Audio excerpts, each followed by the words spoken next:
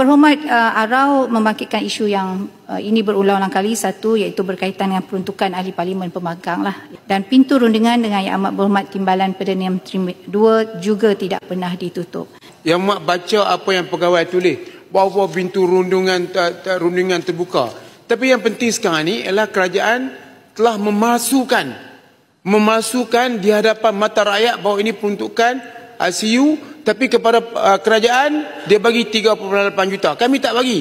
Sebut di sini saja. Peruntukan ni hanya untuk kerajaan. Puas hati saya. Jangan pergi kata pintu rundingan terbuka. Tak payah. Tak buka, tak apa. Tutup terus. Kami akan hentuk dengan ketuk dengan pemukul nanti.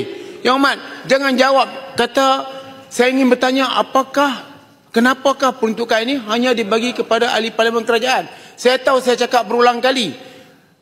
Saya akan ulang beribu kali Yang Berhormat. Selagi keadilan tidak ditegakkan. Kau tidak tukar nama kerajaan ini daripada kerajaan perpaduan kepada kerajaan perpecahan.